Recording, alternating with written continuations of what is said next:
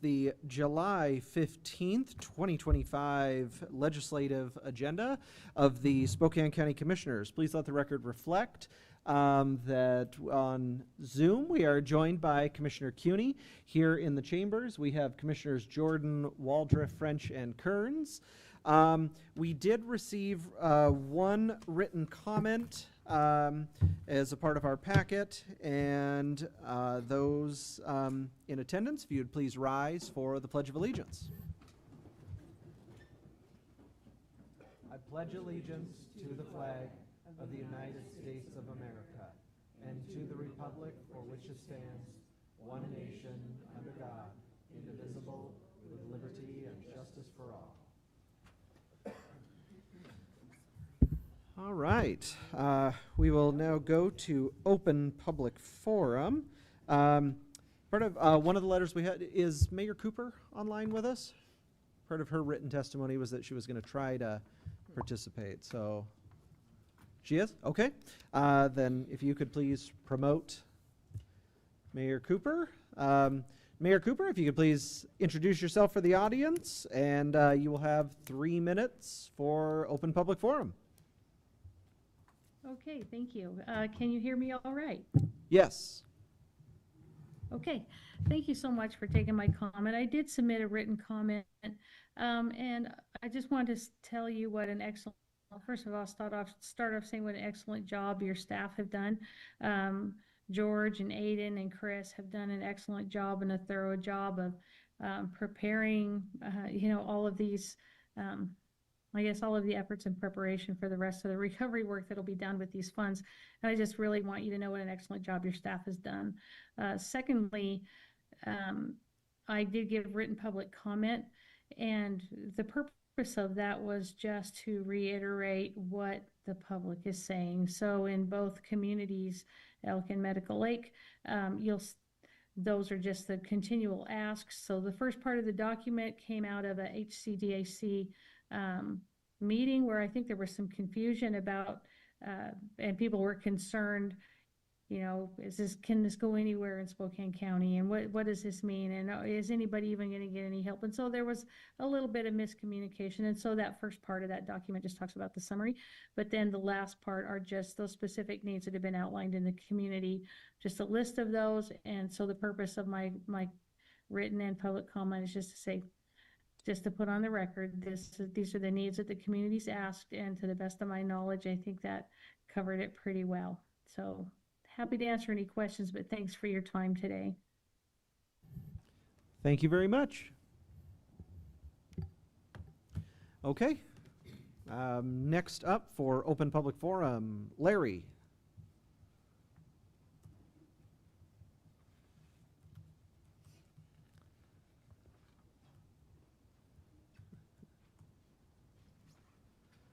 All right, and Larry, if you could state your name and address for the record, and then we'll queue up 3 minutes for you. Yeah, Larry Ike, P.O. Box 416, 9 Mile Falls, Washington, 99026. Good afternoon, everybody. Hey, the reason I'm here is to talk about building and planning codes. I appear in front of the commissioners today to ask what I think was a fairly simple question regarding building and planning requirements here in Spokane County, but I've been asking it for about 3 months now and haven't yet got a clear answer as to what the response is. I live in an established neighborhood out in 9 Mile Falls. I'd like to know what county county codes or zoning allow for a second home to be constructed on an existing lot that already has a home on it. The existing home's a 4-bedroom, 2-bath, 2-car attached garage. The new structure is a 1,230 square foot shop on the main floor with a 1,230 square foot, 2-bedroom, 2-bath laundry room, great room, and kitchenette on the second floor. The permit issued by Spokane County on this second shop or structure states no stoves, dishwashers, or fixtures, and limits the use to incidental residential activities such as storage of private vehicles, farm and equipment hay storage.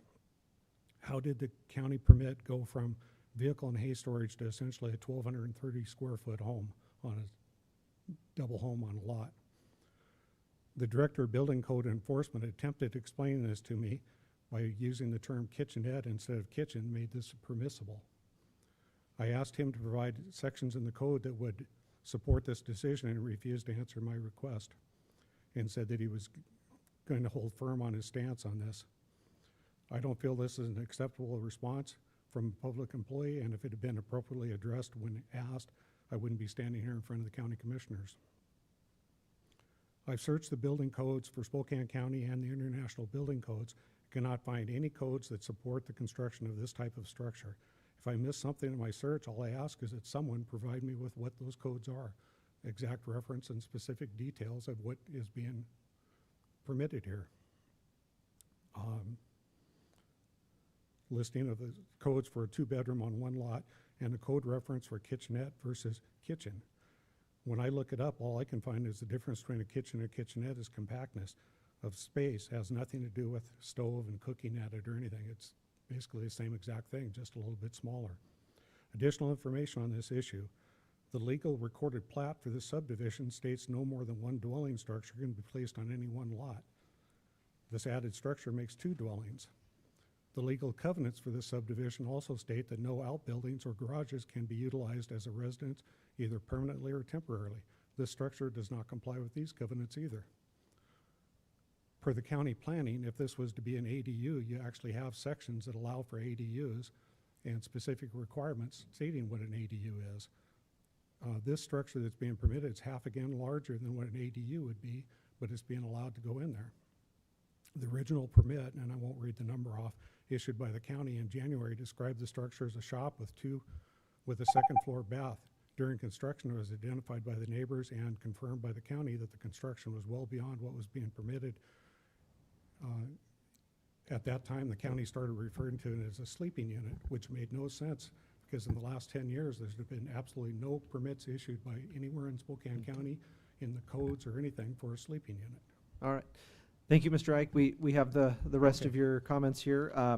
We will pass this along to our building department. And then I see you've included your contact Yes. info on here. Okay, So, thank you. thank you.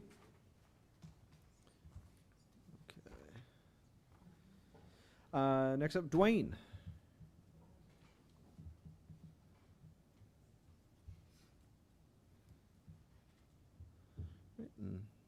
Again, Dwayne, if you would state your name and address for the record, and you'll It's have 3 minutes. 2812 West Hawthorne Road on Spokane, up on the 5 Mile Bluff on the backside. Okay. The problem we're having is there's a grass swale in between me and the next house. I'm the 4th house in. I've been there since 2003. Now there's 4 elementaries that have been within 6 blocks of my house now. And people just fly past my house 45, 50 miles an hour. Can we get something to slow them down if it's one of those little pads like they have behind Didier's for the Rockwood? I mean, it would be awesome to get them people to slow down. I mean, because you can't tell them to slow down. And there's a bus stop for the kids, the high school, and then the people at night and the people in the morning just fly out of there. It's ridiculous. And then I'm also a retired truck driver, delivery person, and I've noticed where all the vapor places are now, there's within 2 blocks of almost all the high schools. There should be a 2-mile radius where they can't be in business. You know what I'm saying? Because right now, California has adopted a new law that you cannot mix and make that stuff tasty like candy, because that's what their kids are getting into. And the Vapor Lounge out in the valley is within 3 blocks of the valley, East Valley High School. The one in Shadle Park is right across the street from Shadle High School. I think you need to put an ordinance in and cut it off. I mean, just say, hey, if you're going to be in business here, you're going to have to move, to a mile to 2 miles away from high schools, and maybe look at adopting the law that California came up with, that you can't mix it. It's so addictive, and the kids, I mean, it's crazy. I don't know if there's a one for pot places where you have a different, but I don't think vaping. And I've heard that they also have the Chinese vapors that are illegal in the United States. They've inundated the whole system. Get the ATF to go into these places and say, if you're selling this stuff, we're just going to shut you down. It just doesn't make sense. But that's all I got today. So, Appreciate you being here. all right, thank you guys. Thank you. All right, Susie Hokinson.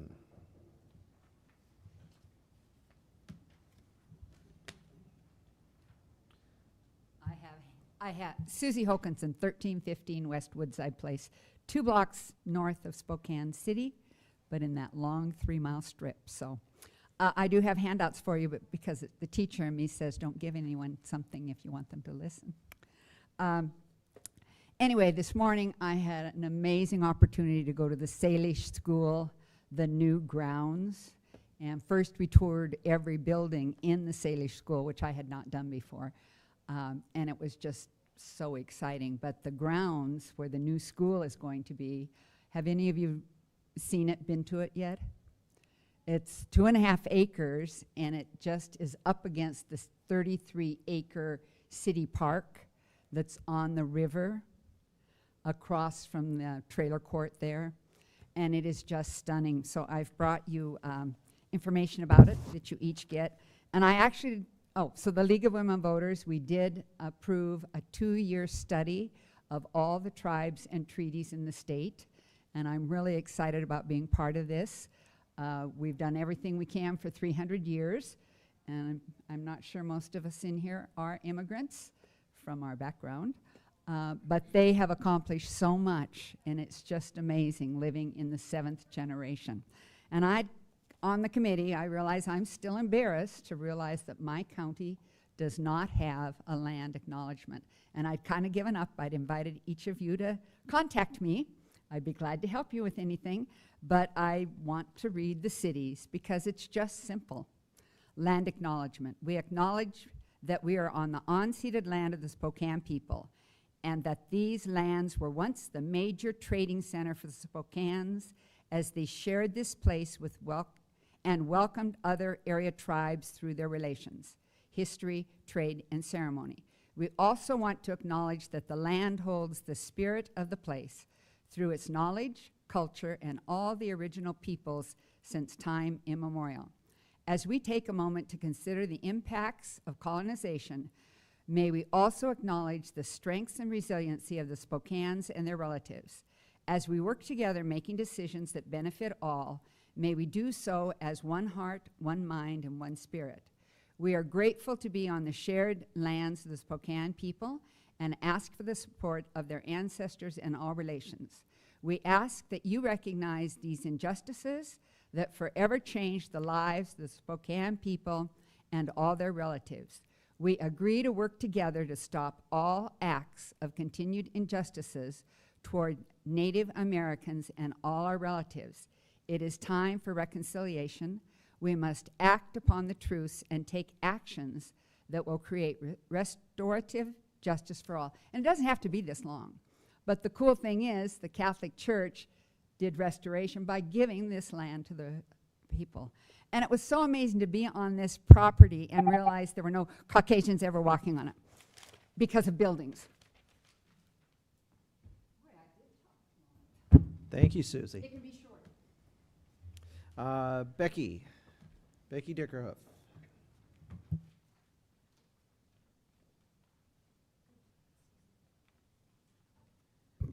Becky Dickerhoof, Spokane City. As a result of a federal bill placed into law earlier this month, many people at the lowest end of the income ladder will be worse off because the bill enacted historic cuts to the nation's safety net program, particularly Medicaid and food stamps. Those in the lowest income group earning less than $18,000 a year would see a $165 reduction in their after-tax, after-transfer income once the safety net cuts are taken into account, according to Penn Wharton. That's a 1.1% decrease. We can no longer count on federal housing programs to expand low income or affordable housing construction. We must look to local funding to bridge the gap in funding. We must expand access to capital needed to both build new affordable housing and preserve existing affordable properties that otherwise would be lost to despair or market pressures. Financial assistance is also needed to support affordable housing providers experiencing significant cost challenges. We must provide better access to innovative financing tools, including capital for emerging developers providing small and medium multifamily housing and single-family home developments that are designed to provide ownership opportunities for low-income families. I'm here today to ask the County Commissioners to enact what is commonly referred to as a 1590 tax. This ordinance, which amended RCW 82.14.530, allows the county legislative authority to impose a sales and use tax not to exceed 0.1% of the selling price in the case of a sales tax or value of the article used in case of a use tax. This will allow the county to create more homes for the unsheltered. At least 60% of that money must be used for the construction of housing and related services. The balance must be used for the operation, delivery, or services related to housing. Thank you. Thank you. All right, well, that concludes our open public forum. So we'll move to the rest of our agenda. I will note for those in attendance today, we did, we'll be striking item 3 from today's agenda because we actually took care of that at this morning's morning briefing. We had Prosecutor Haskell come in person. There was a conflict kind of with scheduling, so we were able to honor our prosecutor for his years of service to Spokane County. Encourage all of you to go to our YouTube channel, and you can watch the action that was taken this morning, passed on a unanimous vote. So I am open to a motion on item 4, A, B, and C. Mr. Vice Chair, I would move that we approve item 4A through C as they appear on today's agenda. Second. Have a motion and a second. Any comments? Seeing none, all in favor say aye. Aye. Aye. Aye. Motion passes unanimously. All right, that does it for everything on our printed agenda. Commissioner Cuney, do we have permission to use your stamp?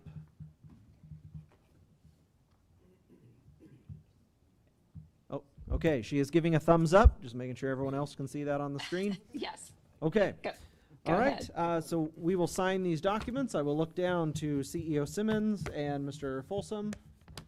Anything else for us? No miscellaneous items today, but there are 3 executive session items. All 3 are pending in potential litigation. No action will be taken in any 3. The first one, 15 minutes. I'd like Scott Simmons, Devin Kurta, Jeff McMorris, Under Sheriff Ritchie, Dan Gadd, Chris Anderson, and Anthony Harper, and myself and the board. Number 2, 10 minutes, Scott Simmons, Devin Kurta, Jeff McMorris. Number 3, 15 minutes, Scott Simmons, Devin Kurta, Jeff McMorris, so it's a total of 40 minutes. Okay, so 40 minutes. Right now it is 2:21. We'll give folks an opportunity to clear the room. We'll start at 2:25, and at the conclusion of those executive sessions, we will be adjourned for the day. So thank you all for joining us.